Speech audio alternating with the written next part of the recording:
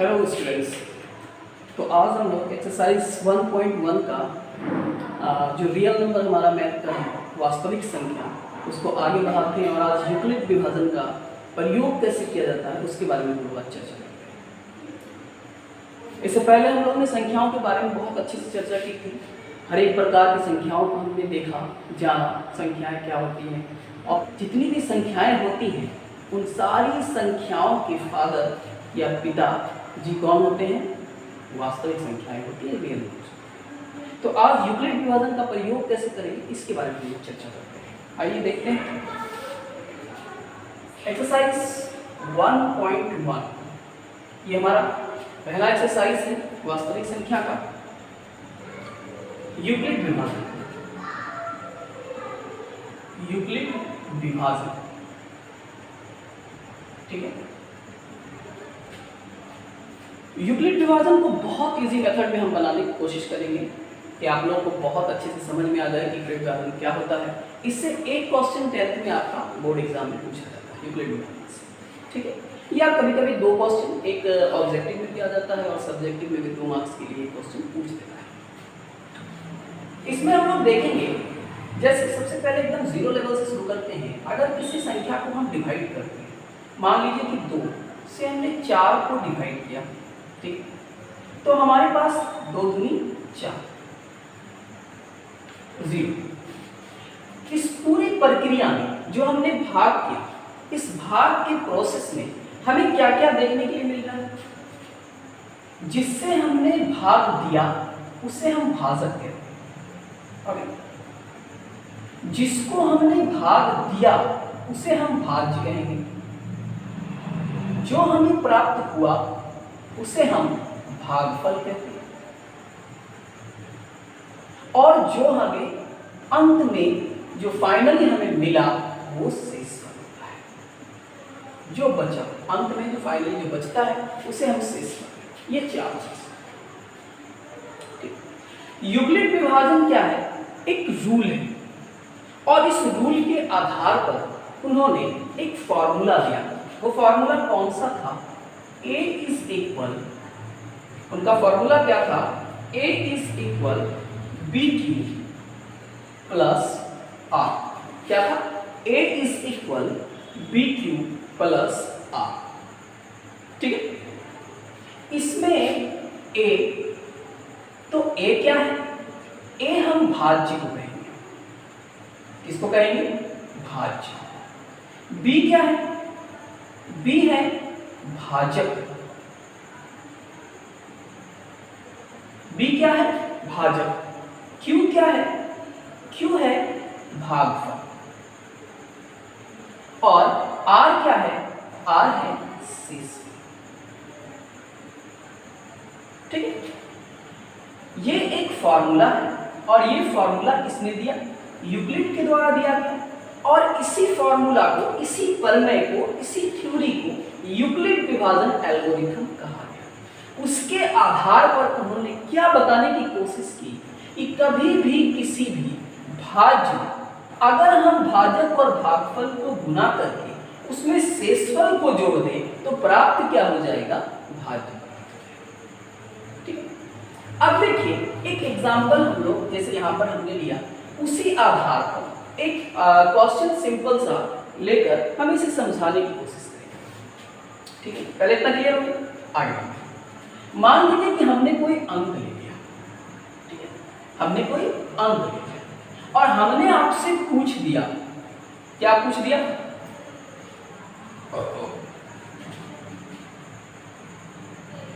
12 और 20 का HCF ज्ञात करें।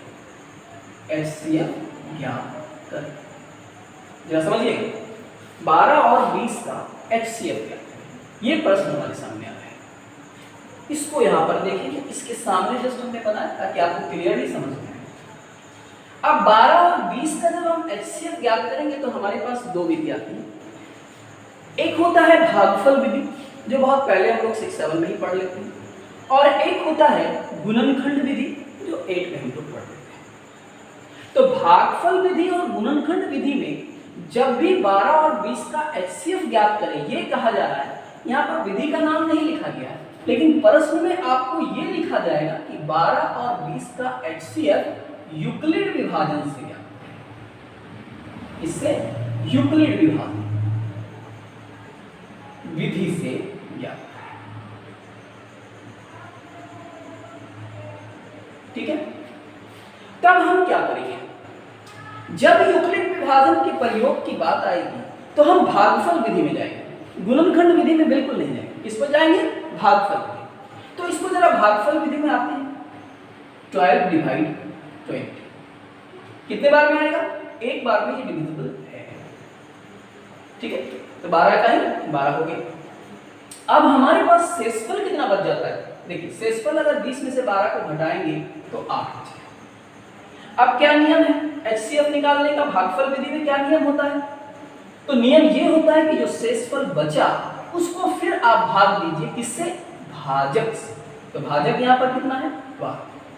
अब इसको भाग कर दीजिए, कितनी बार में आएगा? 8 इकाई 8। कितना बच गया? 4। कितना बच गया? 4। अब देखिए, अब फिर हमारे पास शेषफल आ गया। तो भाग विधि में नियम क्या है कि हम तब तक डिवाइड करेंगे, तब तक भाग करेंगे जब तक कि शेषफल शून्य ना रहे। HCF निकालने के लिए भागफल विधि में यही रूल है। तो अब हमारे पास शेषफल कितना आ गया? 4।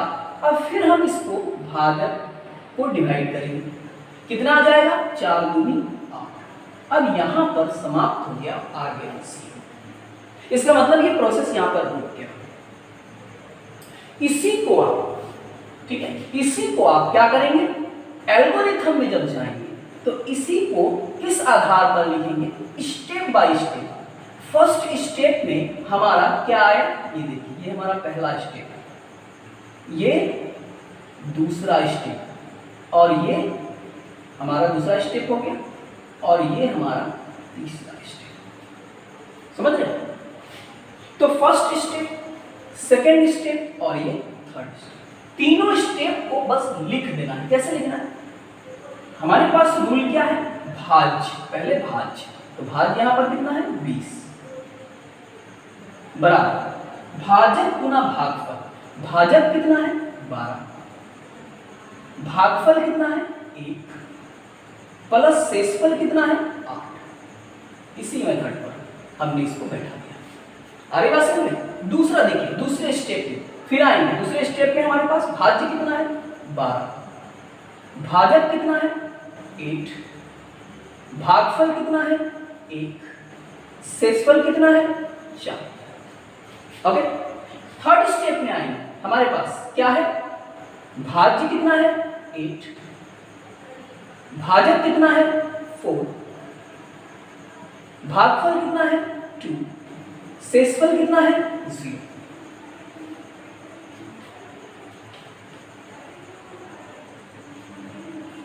क्या कोई दिक्कत है? शेषफल कितना आ गया? 0। यहां पर आपकी जो प्रक्रिया है वो रुक गई। अर्थात अब हमारा सॉल्यूशन, हमको हल मिल चुका है, और हल के रूप में जो आपके अंतिम में, ये देखिए आपका अंतिम पॉइंट है।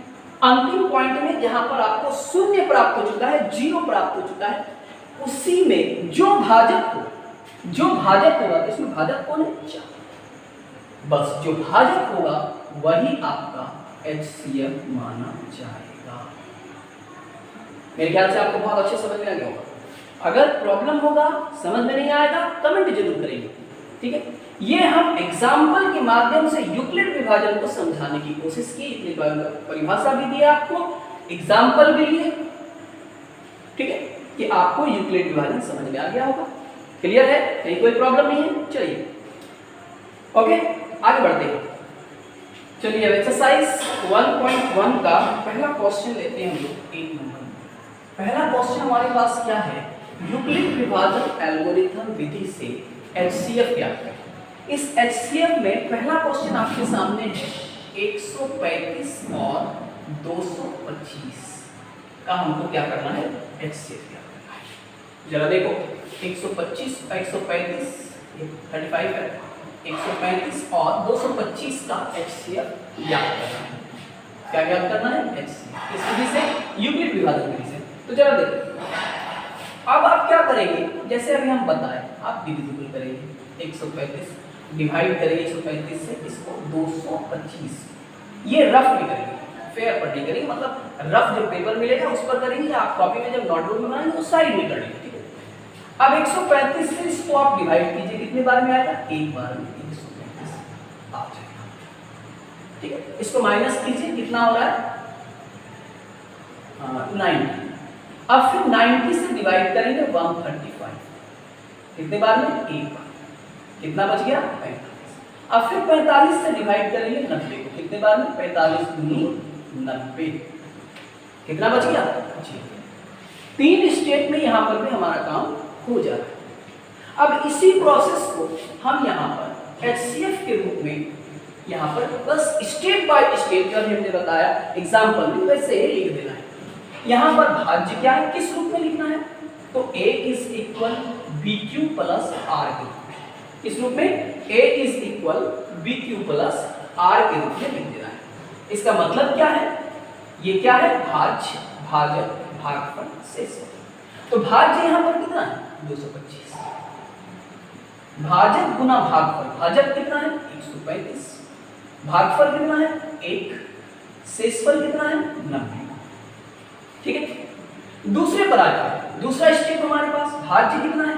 135, भाजक कितना है? 90, भागफल कितना है? 1 और शेषफल कितना है? 45। तीसरे स्टेप पे आ गए, भाजक कितना, भाज्य कितना है? 90, भाजक कितना है?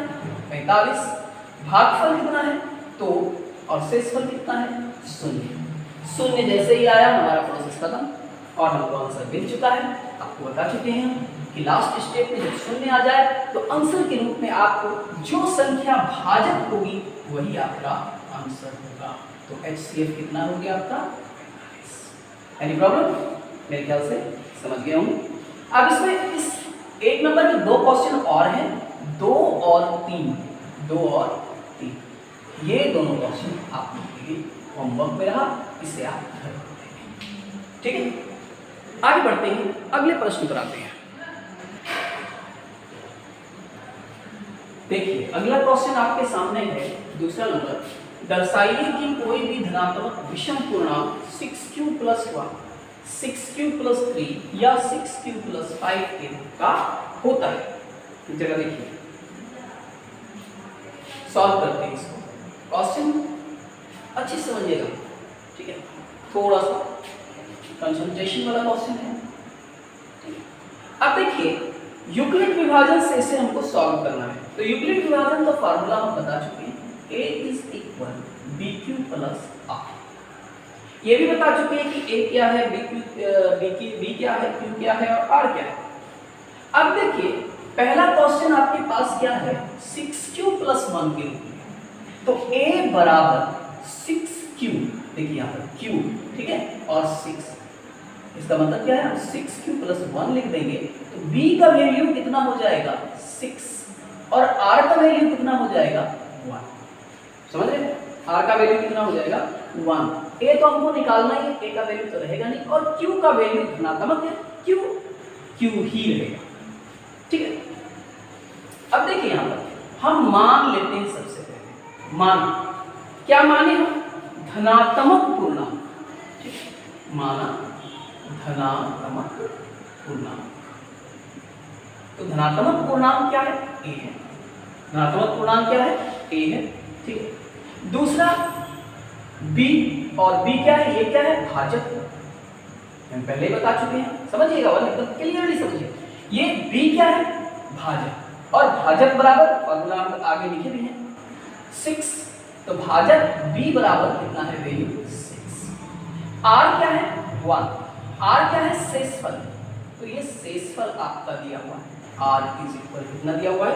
1। जरा समझिए एक चीज, मान लीजिए कि 2 डिवाइड 3 कीजिए या 4 कीजिए या 5 कीजिए या 6 कीजिए, किसी भी संख्या को यदि किसी अन्य संख्या से भाग दिया जाए तो शेषफल हमेशा उस संख्या से कम बचेगा। नहीं समझे? जिस संख्या से आप भाग दे रहे हो, ठीक है, जिस संख्या से आप भाग दे रहे हो तो शेषफल हमेशा क्या होगा, कम बचेगा। किससे? जिससे आप भाग दे रहे हैं। किससे? 2 से भाग दे। अब देखिए 2 1 जा 2, कितना बचा शेषफल? 2 दूनी 4, कितना बचा शेषफल? 0। 2 दूनी 4, शेषफल कितना बचा? 1। 2 तिया 6, कितना बचा शेषफल? 0। मेरा बात समझ रहे हैं कि हमेशा 1 भी आ रहा है, 0 1 0, जो भी शेषफल आएगा वो इस संख्या से कम होगा, शेषफल से कम होगा। तो अगर यहाँ पर भाजक 6 है तो अब मेरे कहने का मेरी मतलब समझ रहे होंगे कि अगर भाजक 6 है तो शेषफल 6 से हमेशा कम है। तो क्या आ सकता है? 0 भी आ सकता है, 1 भी आ सकता है, 2 भी आ सकता है, 3 भी आ सकता है, 4 भी आ सकता है, 5 भी आ सकता है कि नहीं? बिल्कुल आ सकता है। अब हम यूक्लिड विभाजन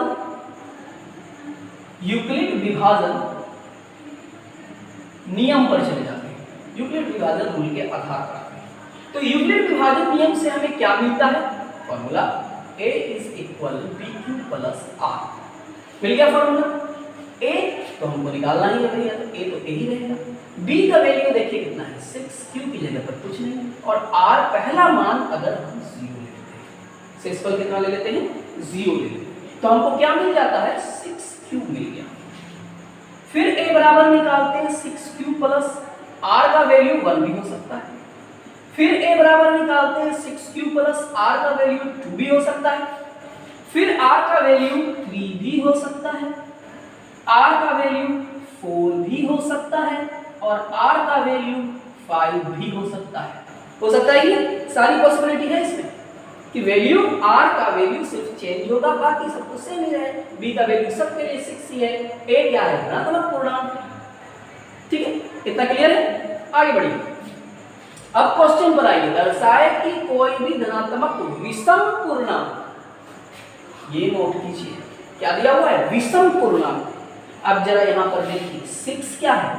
सम पूर्णांक, ये नहीं हो सकता है। 6Q प्लस मतलब 6 और 1 कितना हो गया? 7। ये विषम संख्या है। 6 2 8, ये विषम नहीं है। 6 3 9, ये विषम संख्या है। 6 4 10 विषम नहीं है, और 6 5 11 विषम है। तो आपको इनमें से सिर्फ विषम संख्या ही, विषम पूर्णांक ही चुनना है। तो विषम पूर्णांक में तो हमने टिक आउट कर दिया है। आप समझ ही रहे हैं कि 6 1 7 विषम है, 6 3 9 विषम है, 6 5 11 विषम है। तो प्राप्त संख्या क्या हो गई? इसका मतलब क्या हो गया?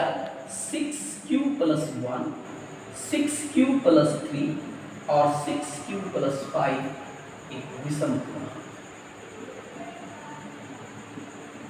विषम पूर्णांक है। समझ गया? ये हमारा आंसर है। कहीं कोई दिक्कत है? मेरे ख्याल से बहुत अच्छे समझ में आ गया। चलिए आगे बढ़ते हैं। ठीक है, आगे बढ़ने से पहले फिर वही बात आप लोग को बार बार हम कहते हैं, अगर कोई प्रॉब्लम है, किसी भी तरह का प्रॉब्लम है, अगर मेरी वीडियो में समझ में नहीं आया कमेंट करके जरूर बताइए। हम फिर से उसी पॉइंट्स को लेकर आएंगे, बिल्कुल आपके लिए लेकर आएंगे, और उस पॉइंट्स को फिर से क्लियर करने की कोशिश करेंगे। जितना ज़्यादा से ज़्यादा हो सब्सक्राइब कीजिए, कमेंट कीजिए, हमारे वीडियो को शेयर कीजिए अपने फ्रेंडों में। इतने सिंपल भाषा में शायद ही कोई समझाता हो। ठीक है, आप शेयर कीजिए हमारे वीडियो में। जितना आप कमेंट करेंगे, शेयर करेंगे, हमारे वीडियो को सब्सक्राइब करेंगे, लाइक करेंगे, वो हमें बूस्टर मिलेगा, एनर्जी के रूप में मिलेगा, और हम आपके लिए और बेहतर से बेहतर वीडियो बनाने की कोशिश करेंगे, और सिंपल भाषा में सारे सब्जेक्ट को लेकर आएंगे, क्योंकि हमारा टारगेट क्या है? 2025। ठीक है, और 2025 में बहुत अच्छा हम लोग करने वाले हैं। चलिए आगे बढ़ते हैं, क्वेश्चन नंबर 2 पर आते हैं। अगला क्वेश्चन आपके सामने है, किसी परेड में 616 सदस्य वाले एक सेना की टुकड़ी को 32 सदस्यों वाले एक आर्मी पीछे। अच्छा देखिए, यहाँ पर 2 नंबर दिए गए हैं, 616 सदस्यों की संख्या है, और जो टुकड़ियां हैं वो 32 टुकड़ियां हैं। तो कितनी, ये क्वेश्चन क्या कह रहा है कि कितनी इससे स्तंभों, ज़्यादा से ज़्यादा मतलब लाइनें या पंक्तियां बन सकती हैं। तो सिंपल है, इसको HCF के रूप में हमें कन्वर्ट करना है। तो a बराबर यहाँ पर कितना दिया है 616 और b बराबर कितना दिया हुआ है 32। ये दो चीज आपका दिया हुआ है। अब आपके पास यूक्लिड विभाजन के लिए फॉर्मूला आपके पास मौजूद है bq प्लस r। आपको बताया है कैसे करना है। क्या करना है, आप 32 से 616 को डिवाइड कर दीजिए, स्टेप बाय स्टेप जितना आएगा यहाँ पर पुट कर दीजिए। मेरे ख्याल से क्वेश्चन नंबर 3 को आप इजीली बना सकते हैं, इसलिए 3 हम आपके लिए होमवर्क के रूप में छोड़ते हैं, इसे आप आगे बढ़ते हैं। तो क्वेश्चन नंबर 4 पर आ जाते हैं।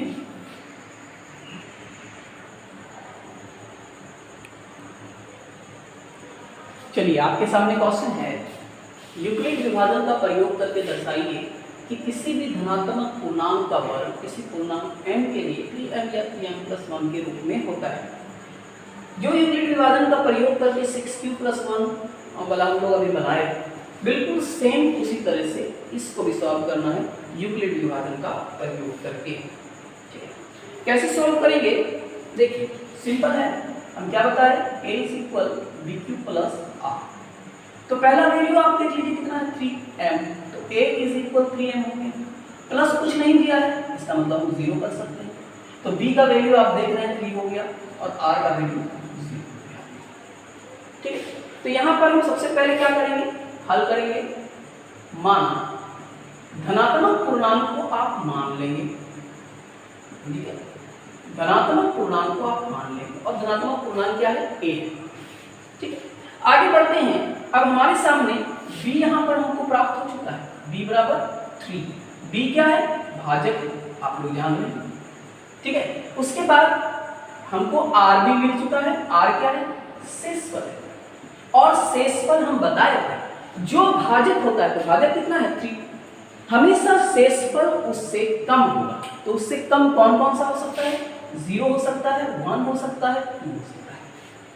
3 शेषफल हमको यहाँ पर मिल गया। अब इसी को हमको पुट करना है जाकर, कैसे, फार्मूला से। यहाँ पर लिखेंगे यूक्लिड विभाजन।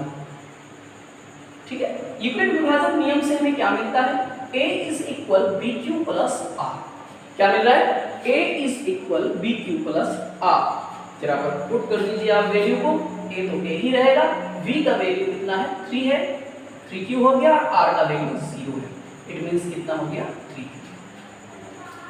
दोनों तरफ यहाँ पर देखिए एक चीज यहाँ पर दिया है वर्ग, यहाँ पर सिर्फ धनात्मक पूर्णांक मानता तो यही मान सकता था, लेकिन ये क्या कह रहा है, वर्ग कह रहा है, तो हमको वर्ग करना पड़ेगा दोनों तरफ वर्ग करने पर। चलिए देखते हैं वर्ग करने पर। अगर हम दोनों तरफ, तो एक 3 इधर LHS में क्या हो गया a और RHS में क्या हो गया 3q, दोनों को वर्ग कर देते हैं। a का वर्ग क्या हो गया a² और 3q का वर्ग क्या हो गया 3q²। हम a² 3 का स्क्वायर मतलब क्या 3 × 3, तो हम 3 × 3 लिख दिए, और q का स्क्वायर है तो q²। अब यदि हम मान लेते हैं, यदि 3q का वैल्यू m हो, m बराबर मान लेते हैं, तो हमारे पास क्या मिल जाएगा a² 3, और इसको हमने क्या मान लिया है 3q² को क्या मान लिया m। ये हमारा पहला फॉर्मूलेशन समीकरण से मान सकते हैं। a² 3m मतलब जो पूर्णांक है वर्ग है, जो पूर्णांक हमने माना उसका वर्ग इसके बराबर आ गया, 3m के बराबर आ गया। आगे बात समझ, आगे बढ़ते हैं। इसमें दूसरे पॉइंट पर आते हैं। अब हमारा 0 शेषफल हम ले चुके हैं। दूसरा है a = b का वैल्यू 3 है, q + r 1 लेंगे।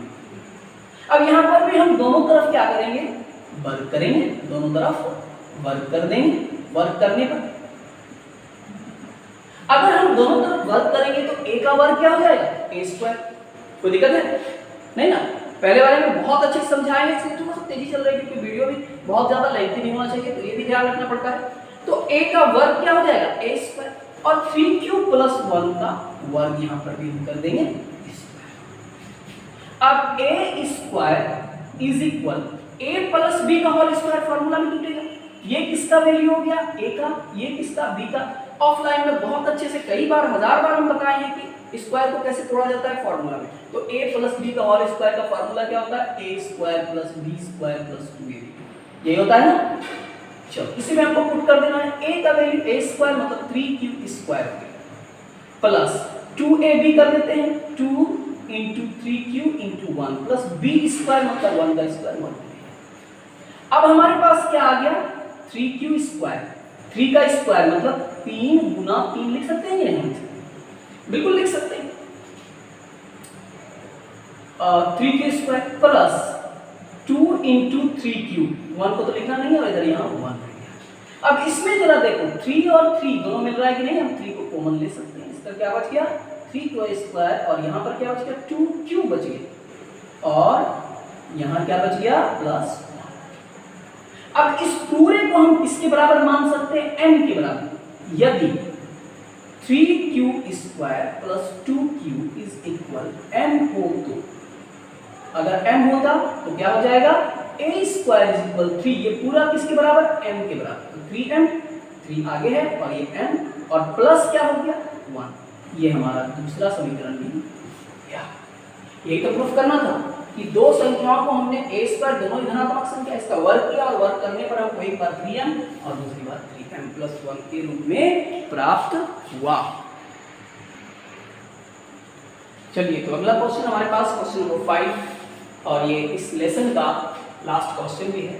यूक्लिड विभाजन का ही प्रयोग करना है, धनात्मक पूर्णांक की है, वही सारी चीजें हैं, लेकिन यहाँ पर पहले क्या था? सिर्फ संख्याओं का प्रयोग किया गया, फिर धनात्मक संख्याओं का वर्ग कहा गया और अब धनात्मक संख्याओं का घन कहा जा रहा है। तो घन कहा जा रहा है तो हम घन करेंगे, सब कुछ वही रहेगा।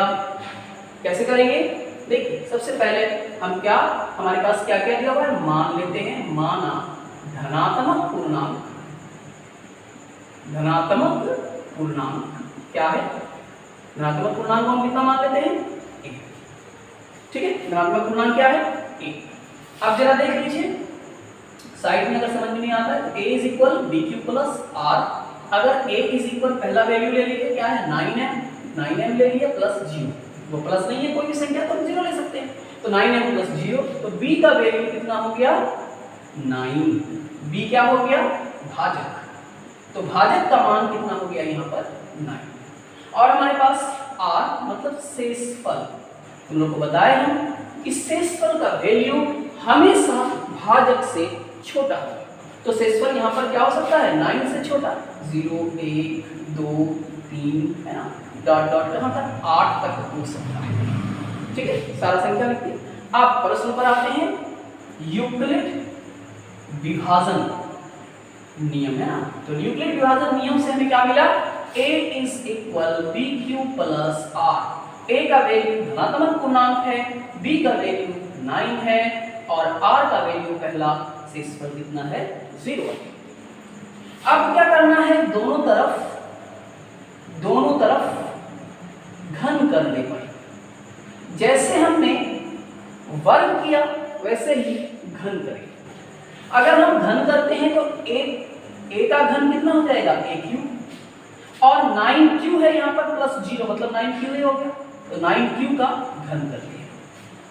अब aq का घन aq भी होगा, 9 का q मतलब 9 इंटू, देखो 9 का q क्या हो गया? 9 इंटू 9 इंटू 9, यही ना हुआ। एक 9 को हमने यहाँ पर लिख दिया और बचा क्या? 2 9, तो 9 गुना 9 को हम 9 का स्क्वायर लिख सकते हैं या सीधा 9 9 81, ये देखो 9 9 81 लिख दी और q पर पावर 3 बच गया। ठीक है, कोई दिक्कत है? आगे बढ़ते हैं। aq इज इक्वल 9 और इस पूरे को हमने क्या मान लिया? m, साइड में लिख देंगे, यदि 81 q पर पावर 3 इज इक्वल m हो तो 9m। हमने a को क्या माना था? धनात्मक पूर्णांक, और उसका हमने क्या किया? घन, तो मिला क्या हमको? 9m। और ये तो क्वेश्चन कह रहा था कि धनात्मक पूर्णांक का घन 9m के बराबर होगा, तो पहला 9m तो हमको मिल गया, ये समीकरण 1 हमारा प्रूफ हो गया। दूसरे पर आ जाते हैं। ठीक, दूसरा हमारा, अगर हम दूसरे पर लेते हैं, यहीं पर आगे बढ़ते हैं, फिर एक बार a इज इक्वल क्या मिलेगा हमको? bq प्लस r, b की जगह 9q प्लस आर इस बार हमको कितना लेना पड़ेगा 1। दोनों तरफ क्या कर देते हैं, घन कर देते हैं। घन करने पर अगर हम दोनों तरफ घन करते हैं तो a पर पावर कितना हो जाएगा q, और इधर क्या हो जाएगा 9q प्लस 1 का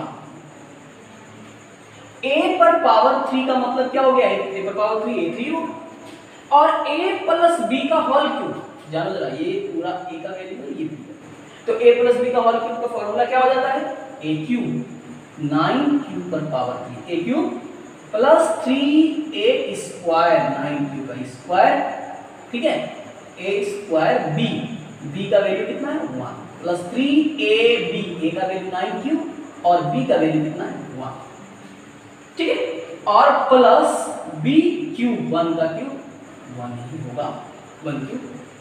अब इसको थोड़ा सा हम लोग सॉल्व कर देते हैं। a cube is equal 9q पर पावर 3 को हम क्या लिख सकते हैं, 9q को जैसे हमने यहां पर लिखा था 9 इंटू 81 q पर पावर 3 लिख सकते हैं, और प्लस 3 देखो 9 हम बाहर एक देखो यहाँ पर 3 है इंटू 9 स्क्वायर है 9 इंटू 9, ठीक है, हम एक 9 को बाहर निकाल दिए तो अब इसके पास कितना बच गया 3 9 निकल जा, मतलब 3 9 27 हो गया, और यहाँ पर कितना बच गया q पर पावर 2 मतलब q स्क्वायर प्लस, अब यहां पर देखो जरा 9 को हम बाहर निकाल देंगे है, तो इसके पास कितना बच जाएगा 3, और क्या बच जाएगा q, और प्लस यहां पर क्या रहेगा 1।